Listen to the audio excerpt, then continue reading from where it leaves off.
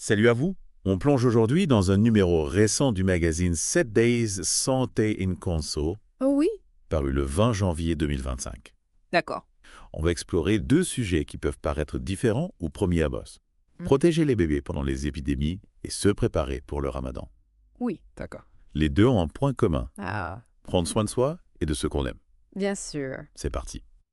On commence avec un article qui attire tout de suite l'attention. Oui. Protéger les bébés en période d'épidémie. Faut-il interdire les baisers? Ah oui, ça. Le titre est assez provocateur. Non, yeah. Oui, ça donne envie d'en savoir plus. L'article nous rappelle que les bébés, surtout les nouveau-nés, ont un Mhm. système immunitaire fragile. On sait tous c'est. Oui. Mais l'article va plus loin en expliquant pourquoi. Oui. Figurez-vous que leur immunité adaptative, Oui. celle qui leur permet de se défendre contre des infections spécifiques, Oui. ne commence à se développer qu'autour de 3 mois. Exactement, avant ça, ils dépendent principalement de l'immunité transmise par leur mère pendant la grossesse. C'est une sorte de bouclier temporaire, Oui. mais il est loin d'être infaillible. Du coup, ça veut dire que même des gestes d'affection anodins, comme un simple bisou, peuvent représenter un risque pour les tout-petits. C'est là que l'article devient vraiment intéressant. D'accord. Il ne se contente pas de dire « attention aux microbes Non. ». Il explique comment les microbes se transmettent. Un baiser sur la joue, par exemple, Oui. peut déposer des sécrétions porteuses de virus ou de bactéries. Ah. Si le bébé porte ensuite ses mains à sa bouche ou à ses yeux, c'est la porte ouverte aux infections. Et le magazine donne des conseils concrets pour limiter les risques en plus du lavage des mains qu'on connaît tous. Oui, bien sûr. On peut par exemple faire des bisous sur le dos ou la tête du bébé, Hmm. plutôt que sur le visage ou les mains. L'idée, c'est de montrer de l'affection sans mettre le bébé en danger. Ex- L'article recommande aussi de porter un masque quand on est malade, Oui. même si ce n'est qu'un simple rhume. Oui, on a tous appris à le faire avec la Covid-19. Oui, Mais ça reste valable pour plein d'autres virus. tout à fait. L'article rappelle également l'importance de la vaccination.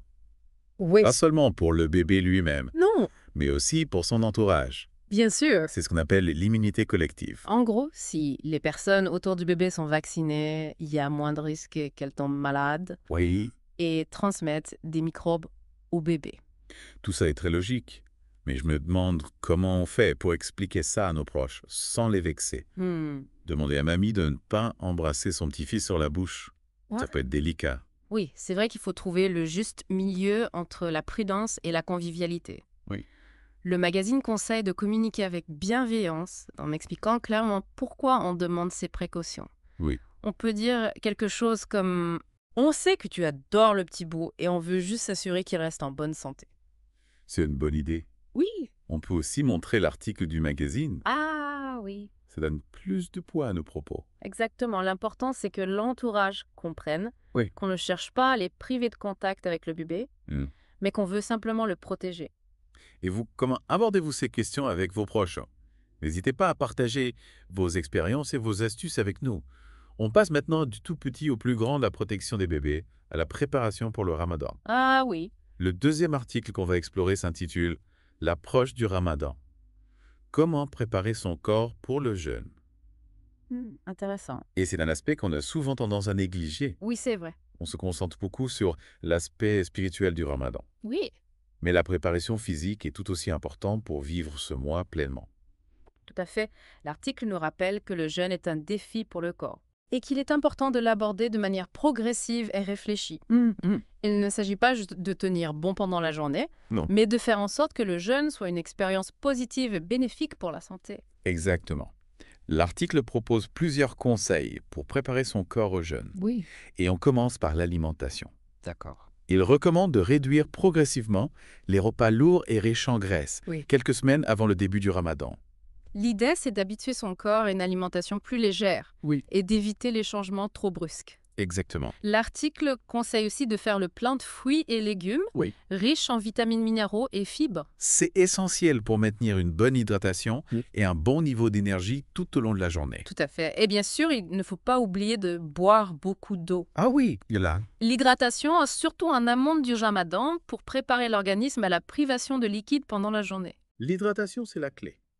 L'article met aussi l'accent sur l'importance de privilégier les glucides complexes, Mmh. comme les céréales complètes, les légumineuses ou les pommes de terre. Ces glucides libèrent leur énergie plus lentement que les sucres rapides, Oui, ce qui permet d'éviter les pics de glycémie et les coups de fatigue. d'accord. On a ainsi une énergie plus stable pendant la journée. Et quitte de l'activité physique, on pourrait penser que le jeûne et le sport ne font pas bon ménage, Mhm.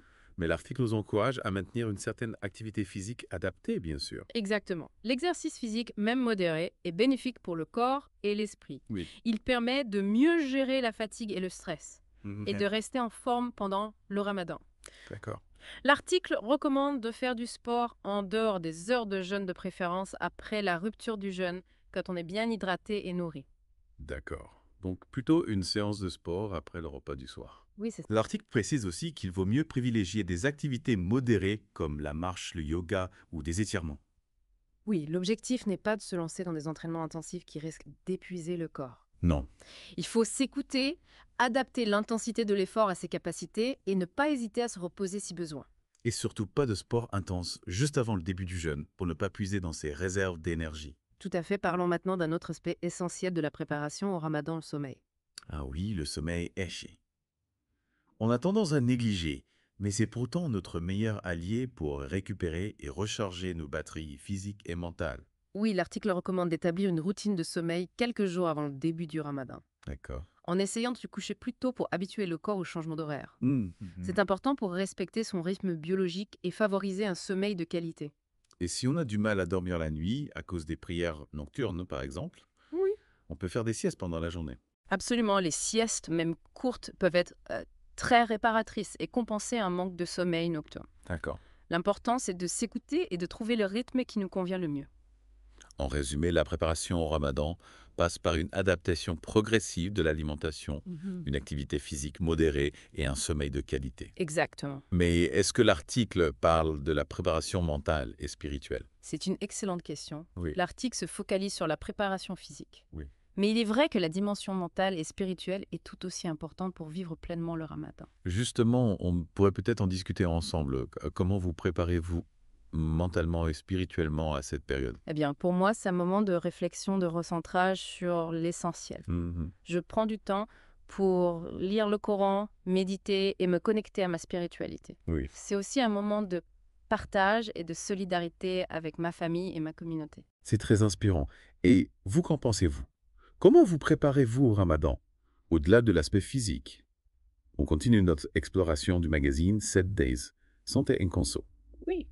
avec un sujet qui touche une partie importante de la population, le daltonisme. Ah oui. L'article « Le daltonisme. Oui. Comprendre et mieux vivre avec une vision différente » nous propose une interview de William L.G. orthoptiste, D'accord. qui nous éclaire sur cette particularité visuelle. Ah, le daltonisme. Ah.